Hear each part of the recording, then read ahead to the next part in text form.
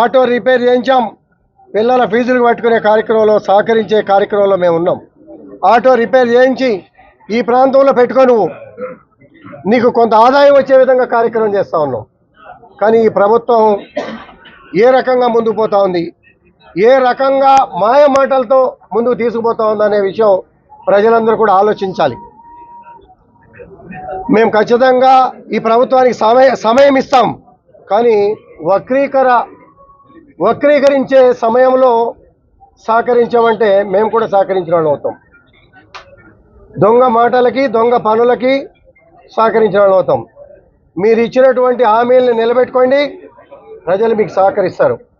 ఏ హామీ నిలబెట్టిపోయినా మిమ్మల్ని నిలవరించేది ఖాయం, మెడలు వంచేది ఖాయం. ప్రజా పోరాటం చేసి హక్కులు సాధించుకునే వరకు కూడా మాయ మాటల్ని నమ్మే ప్రసక్తి లేకుండా మీరు ఇచ్చిన ప్రతి మాటని నిలబెట్టుకోవాలి. ఎల్ఆర్ఎస్ 4 మంత్రులు, ఈరోజు కేబినెట్లో ఉన్నటువంటి 4 మంత్రులు, బట్టి విక్రమార్క గారితో సహా 4 మంత్రులు మీరు ఉచితంగా ఎల్ఆర్ఎస్ చేయాలి అని చెప్పి మీరు డిమాండ్ చేశారు. అదే డిమాండ్ని మిమ్మల్ని చేస్తూ ఉన్నాం. ఇవాళ మీరు అధికారంలో ఉన్నారు కాబట్టి మీరు మాట నిలబెట్టుకోండి, మాట మీద నిలబడండి, లేఅవుట్లో రెగ్యులరీకరించండి. పేద మధ్య తరగతి కుటుంబాలకి లేఅవుట్ రెగ్యులరేషన్ని నిష్పక్షపాతంగా చేసి వాళ్ళని ఆదుకోవాలని చెప్పి సభాముఖంగా డిమాండ్ చేస్తున్నాం.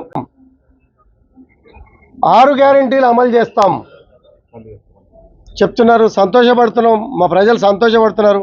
మీ పని చేస్తానంటే అభివృద్ధికి సహకరిస్తాం, పేద ప్రజలకి సహకరిస్తానంటే, చక్కటి స్కీములు ఇంప్లిమెంట్ చేస్తానంటే ప్రతిపక్షంలో ఉండి సహకరిస్తాం.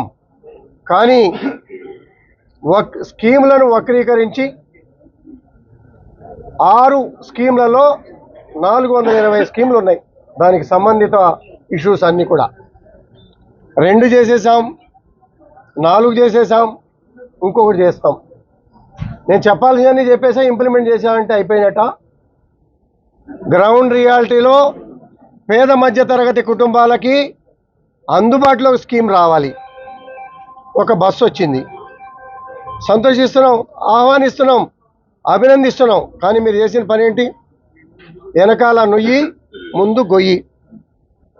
100 బస్సులుంటే 10 బస్సులు తిప్పి 90 బస్సు డిపోల్లో పెట్టి ఎవడన్నా బుక్ చేసుకుంటాడా, పెళ్ళి బుక్ చేసుకుంటాడా, ఫంక్షన్ బుక్ చేసుకుంటాడా అనే బుకింగ్లకు పంపుతున్నారు తప్పించి మహిళా సోదరులు అందరినీ కూడా జుట్టులు పట్టుకొని కొట్టుకునే పరిస్థితి లైవ్లో చూస్తూ ఉన్నారు. ఇంకో పక్కన బస్సులు తిరగకుండా, మహిళలకు పూర్తిగా ఉచిత న్యాయం చేయకుండా అక్కడ ఆటో కార్మికులు పొట్టగొట్టారు. అసెంబ్లీలో కూడా మేము అడిగాం, ప్రతి ఆటో కార్మికుడికి మినిమం 10,000, 15,000 రూపాయల ఆదాయం వచ్చే విధంగా, ఆర్థిక సాయం చేసే విధంగా, ఆర్థిక వనరులు సమకూర్చే విధంగా ఏదో ఒక రూపంలో ఆ ఆటో కార్మికులు ఆదుకోవాలని చెప్పాం. 1000 రూపాయలు ఇస్తారట.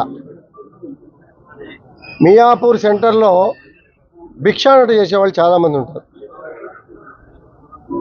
ఆ భిక్షాటన చేసేవాళ్ళకు కూడా పాపం 1000 రూపాయలు ఇస్తే, అయ్యా నెల రోజులు ఎట్ట బతకాలి, ఎండనక వాననక ప్రతి కారు దగ్గర చిప్ప పట్టుకొని అడుక్కుంటా ఉన్నాం, ఇటువంటి పరిస్థితి ఉంది అని చెప్పి ఆటో కార్మికులు వాళ్ళు మాట్లాడుతూ ఉంటే వాళ్ళకి సమాధానం చెప్పలేనటువంటి దయనీయమైన పరిస్థితి. మా కాన్స్టిట్యున్సీలోనే ఒక సోదరుడు బతకలేక, పిల్లల ఫీజులు కట్టలేక అదే ప్రగతి భవన్ ముందు, ఇవాళ పేరు మార్చిన భవన్ ముందు ఆటోను కూడా తగలబెట్టుకుని చచ్చిపోయే పరిస్థితుల్లో తగలబెట్టుకునేటువంటి పరిస్థితి చూసాం. మెడలు వంచి సాధించుకునే రీతిలో ఎక్కడ వెనకడుగు వేసే ప్రసక్తి లేదని చెప్పి ఈ సభాముఖంగా తెలియజేస్తున్నా. ఏ పోరాటానికి కూడా వెనకాడాం. చాలా విషయాలను చూస్తూ ఉన్నాం, ఓపిక పెట్టాం.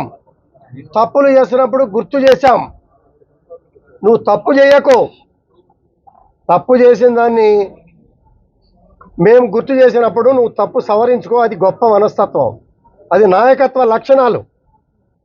కానీ బోకరిచ్చే కార్యక్రమాలు, అసెంబ్లీలో కూడా అసత్య ప్రచారాలు కూడా చూసాం, ప్రాజెక్టులో కూడా అసత్య ప్రచారాలు చూసాం. ప్రాజెక్టు 2 పిల్లర్లు పోయినాయి. దేశంలో ఏ రాష్ట్రం చేయనటువంటి ధైర్యం సాహసాలు చేయనటువంటి తెలంగాణ రాష్ట్రం చేసింది. వందల పిల్లర్లు పోసాం, 2 పిల్లర్లు దెబ్బతిన్నమాట వాస్తవం. 2 పిల్లర్ని రిపేర్ చేస్తారా? కాలక్షేపం చేసి ఆరోపణలు చేసి ప్రజల దాహం తీర్చలేని పరిస్థితికి తీసుకొస్తారా? ఇవాళ నల్గొండ జిల్లాలో కానీ కొన్ని జిల్లాల్లో 40% పంటలు ఎండిపోయినాయి అంటే ఇది మీ అశ్రద్ధ కాదా?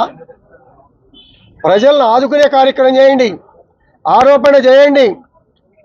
కట్టినవాడు రెస్పాన్సిబిలిటీ అవుతాడా, ఆనాడు ప్రజాప్రతినిధిగా ఉన్నటువంటి ముఖ్యమంత్రి రెస్పాన్సిబిలిటీ అవుతాడా అనేది కూడా చూపించండి.